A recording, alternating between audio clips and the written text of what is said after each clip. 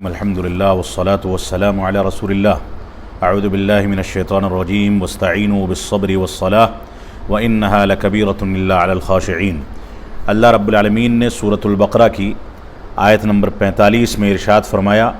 کہ اگر تم کو اللہ رب العالمین سے مدد طلب کرنی ہے تو صبر کر کے اور نمازوں کا قیام کر کے، نمازوں کی پابندی کر کے اللہ رب العالمین سے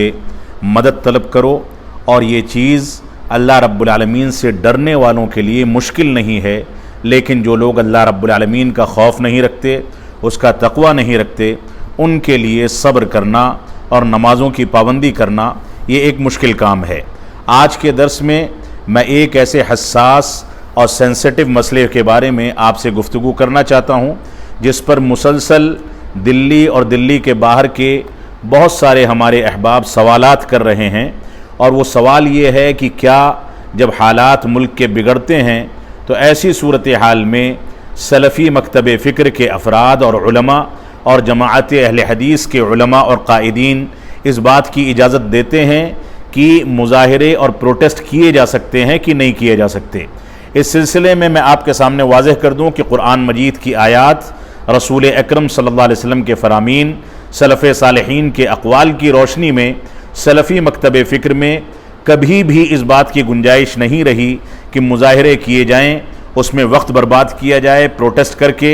نئی نسلوں کے لیے مشکلات کھڑی کی جائیں۔ اس وجہ سے ہمیں ایسی صورتحال میں صبر و استقامت سے کام لینا چاہیے۔ میں چند دلائل آپ کے سامنے پیش کروں گا اور موجودہ حالات میں ہم کو کیا کرنا چاہیے اس پر تھوڑی سی گفتگو کروں گا۔ اللہ رب العالمین ہم کو ان باتوں پر عمل پیرا ہونے کی توفیق عطا فرمائے۔ رسول اکرم صلی اللہ علیہ وسلم فرماتے ہیں کہ میرے بعد ایسے ائمہ اور حکام آئیں گے جو میری ہدایت اور میری سنت کے ذریعے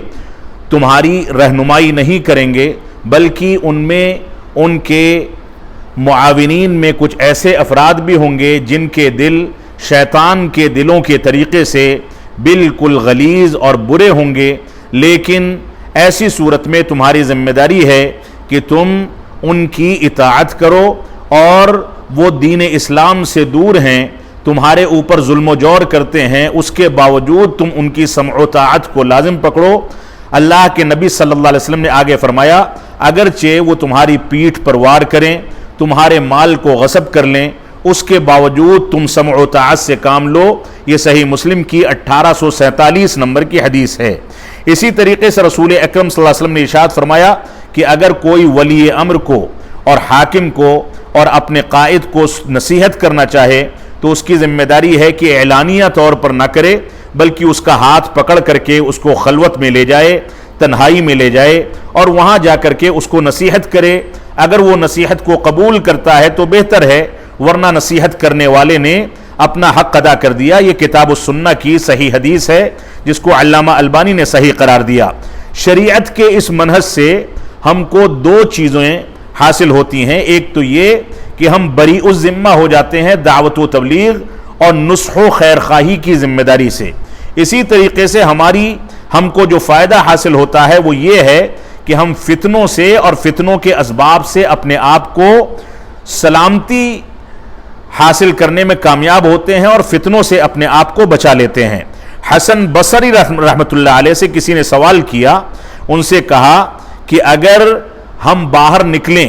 اور لوگوں کے اندر تبدیلی کرنا مقصد ہو تو ایسی صورت میں آپ کا کیا خیال ہے؟ تو انہوں نے فرمایا انما یغیر بالتوبۃ ولا یغیر بالسیف، کہ ہتھیاروں کے ذریعے بھیڑ بھاڑ کر کے کسی چیز میں تبدیلی نہیں ہوتی بلکہ مزید فساد کھڑا ہوتا ہے۔ اگر تبدیلی پیدا کرنی ہے تو انسان کو توبہ و استغفار کرنا چاہیے، اللہ رب العالمین کی جانب رجوع کرنا چاہیے۔ اسی طریقے سے انس بن مالک رضی اللہ تعالیٰ عنہ سے جب سوال کیا گیا کہ ہم حجاج بن یوسف سے بہت زیادہ پریشان ہیں، تو انہوں نے وصیت فرمائی کہ صبر کرو، اور ہر آنے والا زمانہ پہلے زمانے سے برا ہوتا ہے، یہاں تک کہ تم اللہ رب العالمین سے ملاقات کے ایام میں پہنچ جاؤ۔ اس وجہ سے سمع و طاعت سے اور صبر سے کام لو اور رسول اکرم صلی اللہ علیہ وسلم کی اطاعت کرو۔ یہ صحیح بخاری کی روایت ہے۔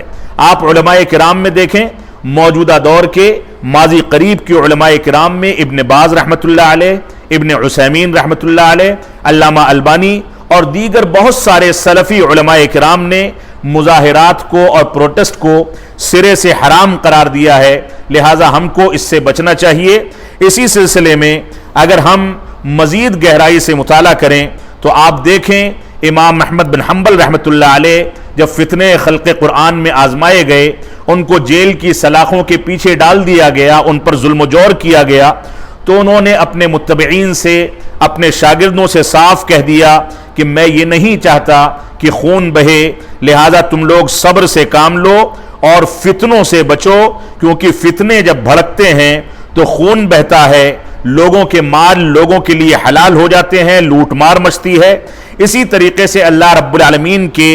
دین کی مخالفت کی جاتی ہے، اور اسی طریقے سے جب لوگوں نے، ان کے شاگردوں نے کہا کہ آج بھی لوگ فتنے میں مبتلا ہیں، تو انہوں نے فرمایا کہ یہ فتنہ جو ہے خاص ہے کچھ لوگوں کے ساتھ، اگر فتنہ مزید بڑھے گا اور ہتھیار اٹھیں گے، لوگ بھیڑ بھاڑ کریں گے تو عمت الفتنہ، فتنہ عام ہو جائے گا، لہذا خاص فتنہ جو چند لوگوں کے ساتھ خاص ہو وہ عام فتنے سے کہیں زیادہ بہتر ہوتا ہے، ہمیں اس سے بچنا چاہیے۔ اسی طریقے سے فتنے خلق قرآن میں امام احمد بن حنبل رحمۃ اللہ علیہ نے اپنے شاگردوں سے پوچھا کہ تم لوگ کیا چاہتے ہو، تو ان لوگوں نے جب یہ کہا کہ ہم عمرہ سے اور حکام سے راضی نہیں ہیں، تو انہوں نے فرمایا کہ نہیں، ان کی اطاعت سے تم ہرگز پیچھے نہ ہٹنا اور ان کی اطاعت کرتے رہو، میں نہیں چاہتا کہ تمہارا خون بہے اور تمہارے ساتھ مسلمانوں کا خون بہ پڑے، اس وجہ سے اللہ رب العالمین کی طرف رجوع کرو، صبر سے کام لو، صبر سے کام لینے میں اطاعت کرنے والوں کے لیے اطاعت کے کاموں میں آسانی ہوتی ہے، اور فتنے بھڑکتے ہیں تو ایسی صورت میں نیکوکار اور صالح لوگوں کے لیے اعمال صالحہ کو انجام دینا مشکل ہو جاتا ہے۔ ہماری ذمہ داری ہے کہ ہم ان اصولوں پر عمل کریں، لہٰذا ہم اس بات کو سمجھ لیں کہ مظاہرات اور پروٹیسٹ کی سلفی مکتب فکر کے اندر کچھ بھی گنجائش موجود نہیں ہے، بلکہ سلفی علماء اس کو حرام قرار دیتے ہیں۔ آپ دیکھیں ماضی میں مظاہرات کا اور پروٹیسٹ کا جو ماحول ہندوستان یا دنیا کے مختلف خطوں میں بنا، اس کے نتیجے میں کتنے بچے اپنی جان سے ہاتھ دھو بیٹھے، تعلیم کا نقصان ہوا، اور نہ جانے کتنی خواتین دین سے بھٹک کر کے غیر مسلموں کی اور شرک و بدعات کی چیزوں میں، ریت رواج میں پڑھ کر کے اپنا ایمان اور اپنے مذہب کو کھو بیٹھی، اور ان لوگوں نے دین کو بھی ضائع کر دیا۔ بچوں کی تعلیم متاثر ہوئی، مسلمانوں کا کاروبار متاثر ہوا، جس کے نتیجے میں نہ جانے کتنے مسلمان بے روزگار ہو گئے۔ اس کا ایک مناسب حل یہ ہے کہ ہم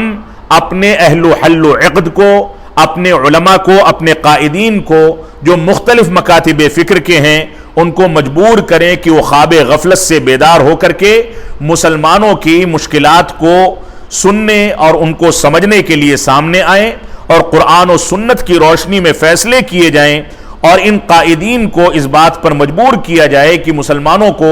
مظاہرات میں نکلنے سے تو بچایا جائے، مظاہرات کو حرام تو قرار دیا جائے، لیکن ساتھ میں میمورنڈم تیار کر کے پولیس تھانوں میں، چوکیوں میں، پولیس کے ذمہ داران کے سامنے، وزارت داخلہ میں، وزارت عظمیٰ میں، اور اسی طریقے سے صدر جمہوریہ کے سامنے میمورنڈم پیش کر کے اپنے مسائل کو حل کرنے کی کوشش کی جائے۔ یہ ہمارا طریقہ احتجاج کا ہے، شریفانہ انداز میں، بھیڑ بھاڑ کیے بغیر۔ بعض قائدین میمورنڈم لے جا کر کے متحدہ طور پر لوگوں کے سامنے پیش کریں اور اس کے ذریعے اپنے حقوق کو حاصل کرنے کی کوشش کریں۔ اس کے باوجود معاملات حل نہیں ہوتے تو عدالتوں کے راستے کھلے ہوئے ہیں، اس بات کو یاد رکھیں۔ اللہ رب العالمین نے فرمایا ہے ان اللہ لا یغیر ما بقوم حتی یغیروا ما بانفسہم، اللہ رب العالمین کسی قوم کی حالت اس وقت تک نہیں بدلتا جب تک وہ قوم اپنی حالت کو خود بدلنے کی ذمہ داری نہ اٹھا لے۔ آج مسلمانوں کی صورتحال یہ ہے کہ نہ وہ نمازوں کی پابندی کرتے ہیں، نہ ان کے درمیان اتحاد و اتفاق ہے، نہ تعلیم میں آگے بڑھنے کی کوشش کرتے ہیں۔ آج کے دور میں مسلمانوں کے ہاں